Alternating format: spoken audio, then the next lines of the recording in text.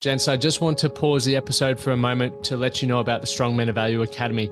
You will have heard me refer to it a number of times, and I want to bring more attention to it. So this isn't just a program, it's a life-changing environment and community of men who are focused on personal and professional growth. We're looking at areas of relationships, wealth, and health, things to help you thrive and maximize your life. Imagine having bi-monthly one-on-one coaching sessions with myself, weekly group coaching calls, and an incredible brotherhood of high achievers by your side. Now we're diving into resilience, leadership, and holistic growth to not just succeed in your career, but to thrive in your health and your relationships. Your journey to greatness, it starts here. So join the movement and you can apply for the Strong Men of Value Academy. You can head to themanthatcanproject.com to find out more. Are you sick of seeing people on the internet who say things like, build a life you don't need a break from, live your dream life, or create a better life for yourself? I know I was. I used to see it a lot on the internet and it really pissed me off. And for a long time, I never asked why.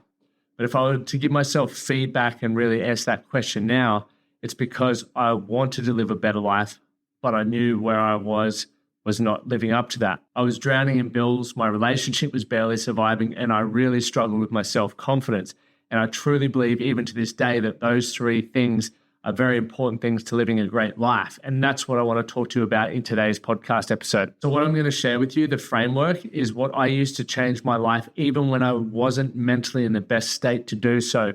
One of the biggest things that I see holding a lot of people back, and it held me back for a long time, was my mindset. So when I shifted from going from a fixed mindset, believing everything that I had and how I thought about things was absolute, to having a mindset where I believed I could get better outcomes and I could shift my mind, everything started to change. And I know for those who read last week's newsletter and listened to the podcast, I went a lot through that. So make sure if you missed that and you want to go into more information and hear more about that, go back to the last week's episode. In 2014, a buddy of mine invited me to a network marketing event. Now, hold your judgment on the network marketing events. I didn't really know what it was, but what he pitched it to me as was an opportunity to get around some motivated people, and it might be something that could change my life.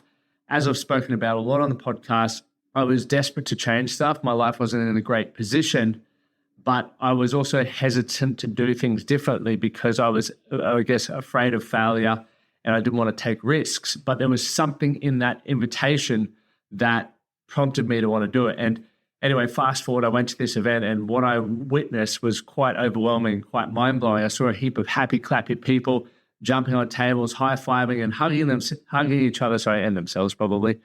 And for me, that was a bit off-putting. But what I noticed as I sat through the day was people who were supporting each other. They were overcoming adversity. They were supported by like-minded individuals, and they were dreaming big. I was able to grab that from the day and, I guess remove it from all the stuff that I didn't like, which I mentioned a moment ago, and take the lessons that I needed to be able to go, okay, there's something in this. The frameworks and what they're talking about are things that I can implement into my own life to really start to facilitate change. So I ended up in that industry for a number of years, and I rose to the executive level of the company and learned a lot of skills. I learned how to deal with rejection. I learned sales. I learned marketing. I started hosting events, all things and skills that would help me later when I launched the Man That Can project. Eventually, I realized that that industry wasn't necessarily something that I woke up and I was super passionate about. So moving through the transitions of life, that is what led me to launching the Man That Can project. And it was this perfect storm where I realized I could get paid to do something that I love, and it would also, continue challenging me and allowing me to grow as an individual. And I guess that's that perfect storm. So I said in the email as well, and I wanted to share this with you around building a great life. How did I go from a guy who hated his life, a bloke who was earning $22 an hour, lacked self-confidence, hated his life, and was in a toxic relationship, to a guy who loved his life, was full of confidence, earns more money online than I thought I could, and I'm in a loving relationship? So the process that I'm going to share is a simple one. And if you're driving along, make sure you take time to pull over and write these ones down or take notes mentally somehow. But growth will take time. Only read this when you're committed to making a better life. So I've got a diagram up here, and if you want to find the newsletter, I'll have it in the link below where you can see the steps. But the first thing is having a vision, and I'll go into these in detail in a moment. Then we've got secondly, goals. Thirdly, having a plan. Fourth, having the perseverance and drive. Fifth, having focus. The vision, this was overwhelming, but once I got my head around it, it pulled me out of that rut. So a vision was essentially making or building this idea of what I wanted my life to look like. And in the beginning, I really struggled to paint a big picture. And I ended up paying some money. I did a course with a guy called Emil Steinveld and Joel Brown. And it was actually about the 10-year vision. So it was quite a useful course. And in this program, they said, right, we're going to write out your 10-year vision. You're going to start thinking about what you want your life to look like financially, what material possessions you want to have, what you want to understand and know, what your quality of your relationships, how you want to be physically, and so on. And then we're going to create it into this big, I guess, life story. Anyway, I went out along and did that. And when I handed my first draft in, Joel turned around and said, mate, that's not really a dream. Like, that doesn't inspire me. Does that excite you? And the answer from me was, no, it doesn't. So he said, go back and remove the limitations and try again. And for so many of us, we are limited by our past experiences and the environments that we're situated in, that we don't dream big. And when we aren't dreaming big, we aren't going to challenge ourselves. We aren't going to learn to problem solve. We aren't going to think about things in a different way to really create an abundant life. And I guess the idea behind that is, even if you don't achieve the big goals that you have for yourself, they're going to be a lot better than if you just limited yourself in the first place. And I believe it's this never-ending pursuit of happiness, success, fulfillment, and these other things that we're chasing. So having a big vision, even though it may feel overwhelming in some moments in time, you then can move it into goals, plans to break it down into more bite-sized chunks to move forward to that. So that's going to bring me to the second point, the goals. That was getting clear on the specifics around that. So what money would allow me to do that? How was I going to earn that money? And obviously flexibility and freedom are big values of mine, so I do that online. Third is, who do I need to surround myself with? Sorry, that's not the third point, but this is another point with goals. Who do I need to surround myself with? What skills do I need to develop? And I started compiling all of this and then started prioritizing which ones had to happen before the other ones. So this is how we get this to-do list. And one of the benefits with our 12-week game plan within our Strong Men of Value Academy is that when you're working towards one goal, it should be leading you to the next. So upon completion, you now know what the next goal is. The challenge many people face with, for example, a 6-week health challenge is they don't have the next goal, which is why they'll have great success usually within or during that 6-week period. But after that, then they'll go back to where they once were. So the goal with the vision is to then be able to help you create a number of small goals and also have some goals up your sleeve that you continue to keep working towards in order to achieve that life vision. So let's go to number 3 now. It's the plan, right? What is the plan that is going to lead you to be able to achieve the goal? A lot of people don't plan enough. They don't plan enough, or they spend their time too much doing too much planning, paralysis by analysis, meaning they don't do anything. And you've got to find this sweet spot, meaning a plan will always change, I believe, because you get feedback, stuff that's out of your control pops up. So you've got to be able to pivot.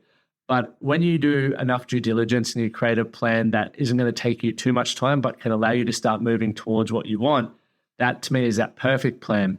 And the more experience you gain with anything, or if you're surrounded by coaches or mentors, they're going to be able to help you fast track that or move at a faster rate to achieve that outcome. So make sure you take time to plan how you're going to get to the outcome. It will help you understand potential challenges, skills that you need to develop, people, leverage, all of those sorts of things, right? We can go into more detail on that on another episode.